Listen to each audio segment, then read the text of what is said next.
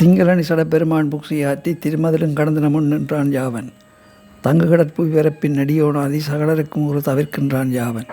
அங்கவன் மெச்சரித மொழிபெயர்ப்ப வேண்டி அவனடியே சரணாக அடுத்துடைற்கு மங்களசின் மயமாதர தமிழ் செம்பாடல் வாரிமடம் அடையொடுத்து வளருமன்றே. நிராந்தகன் வதம். பால மகோட்கட விநாயகர் சிங்க வாகனத்தின் மீது அறி விளையாடி வரும்போது அரக்கன் நிராந்தகனுக்கு பிரியமான காசிராஜன் தன் புத்திரனுக்கு திருமணம் செய்து வைக்க விரும்பி திருமணச் சடங்குகளை நிறைவேற்றி வைப்பதற்காக காசிப முனிவரின் ஆசிரமத்துக்கு தானே சென்று அவரை பணிந்து வணங்கி விண்ணப்பித்தான்.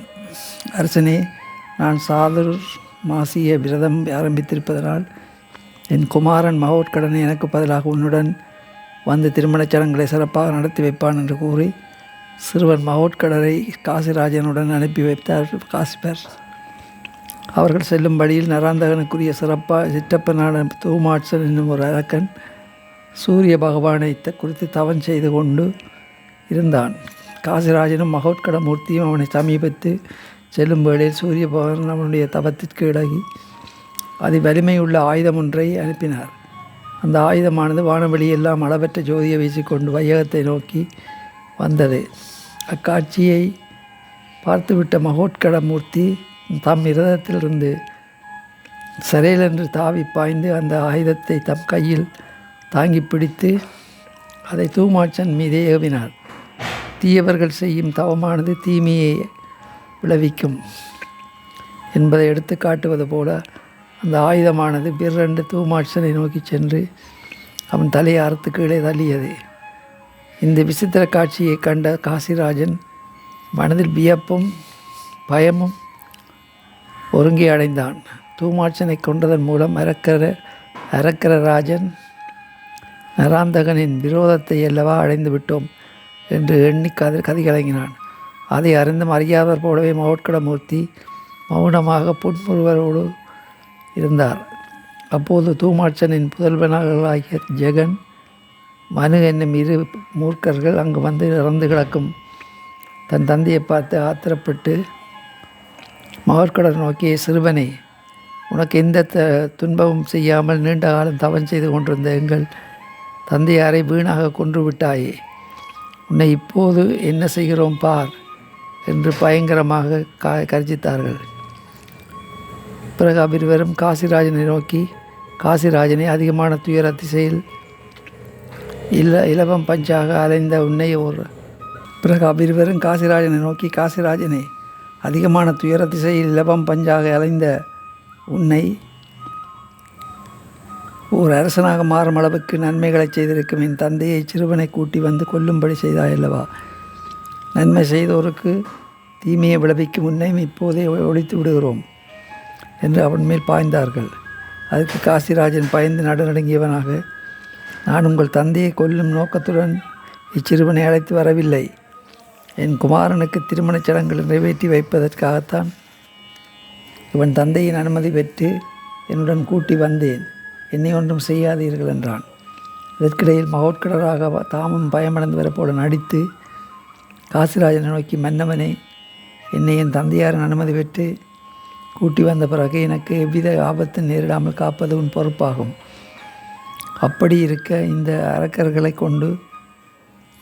கண்டு நீயே பயப்படுகிறாயே, இது உனக்கே நன்றாக இருக்கிறதா? இவர்களோடு தைரியமாக எதிர்த்து யுத்தம் புரிந்து என்னை காப்பாற்ற வேண்டியது உன் கடமை. ஆனால் நீயோ அசுரர்களின் பகை வந்துவிடுமே என்று அஞ்சுகிறாய். மகா முனிவரான என் தந்தையாரின் கோபத்தில் நீ ஆளாகிவிட்டால் அதன் பிறகு என்ன நடக்கும் என்று யாருமே அறிய முடியாது.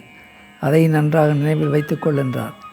காசிராஜன் நிலைமை தர்ம சங்கடத்தில் சிக்கி பெருந்திண்டாட்டமாக்கிவிட்டது. இருதலை கொள்ளி எறும்பு போல அவன் மனம் தடுமாறியது. அச்சமயம் மகோட்கடமூர்த்தி தம் எதிரே நின்ற அந்த இரு அரக்கர்களின் மேலும் ஒரு பெருமூச்சு விட்டார்.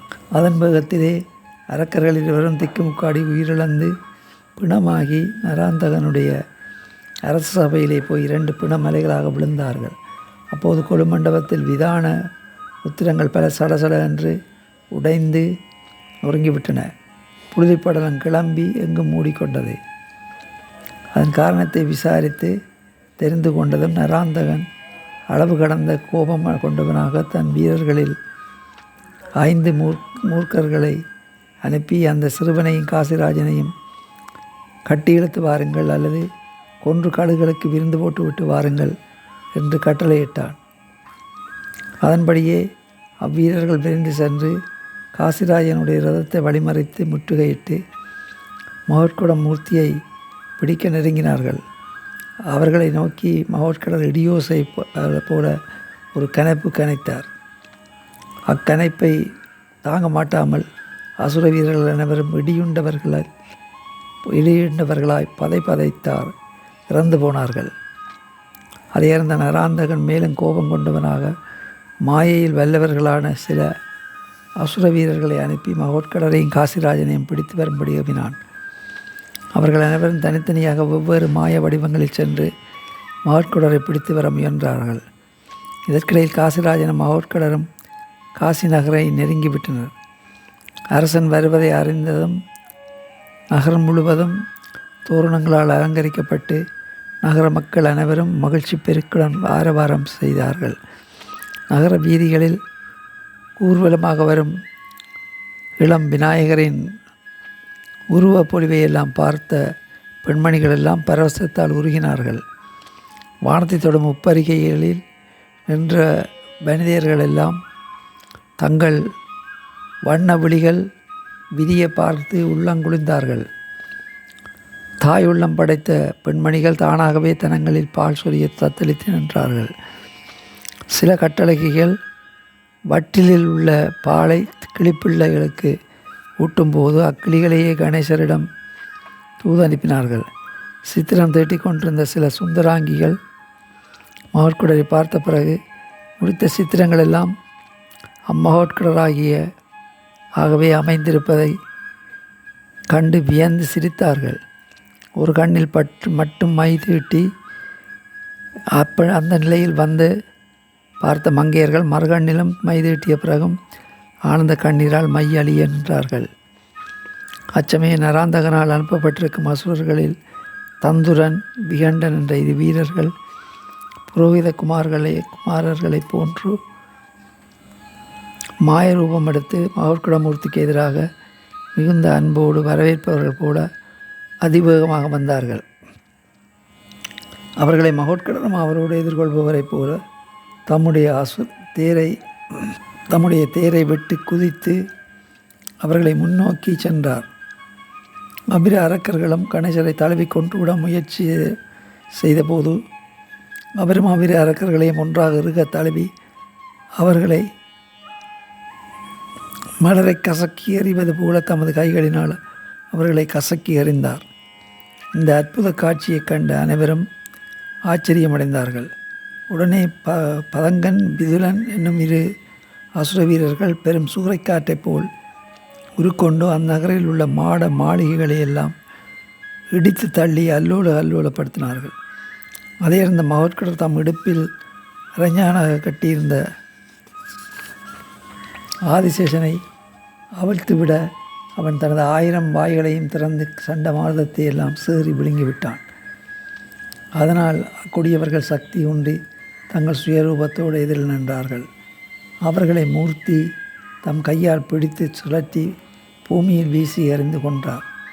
பிறகு வீதிகளெங்கும் இடிந்து கிடக்கும் மாளிகைகளை அவர் ஒருமுறை நிமிர்ந்து பார்த்தார்.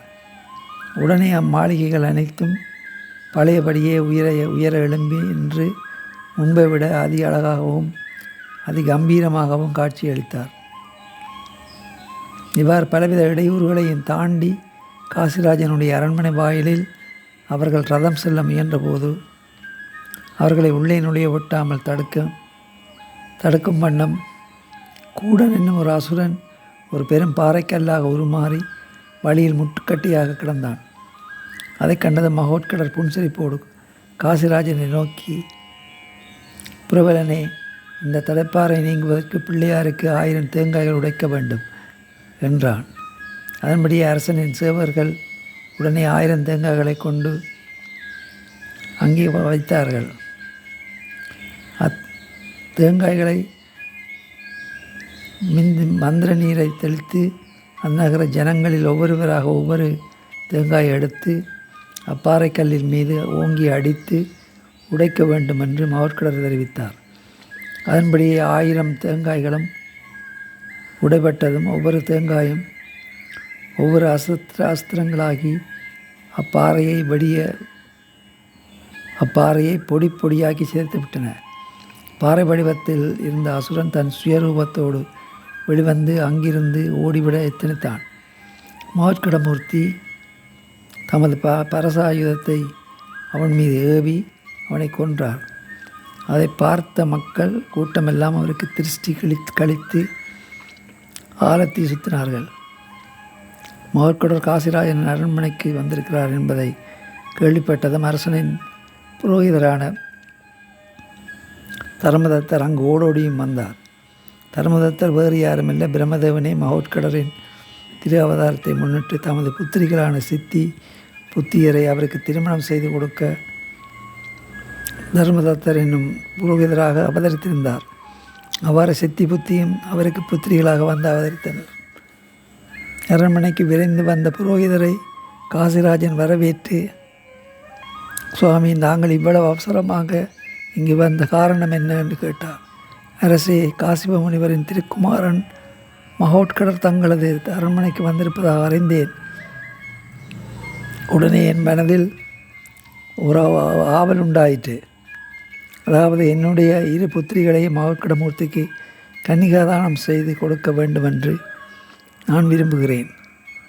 அதை தாங்களே முன்னின்று நடத்தி வைக்க வேண்டும் என்று தர்மதத்தர் விண்ணப்பித்தார்.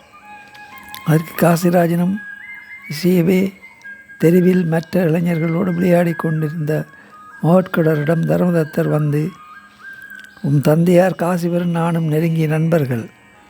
அவருடைய தவத்தின் மகிமையினால் தோன்றியுள்ள நீர் என் இல்லத்துக்கு இன்றைய வந்து என் 2 புத்திரிகளையும் திருமணம் செய்து கொள்ள வேண்டும் என்று சொல்லி அவரை பல்லக்கில் ஏற்றி சகல வைபவங்களோடும் தம் ஆசிரமத்திற்கு அழைத்து சென்றார்.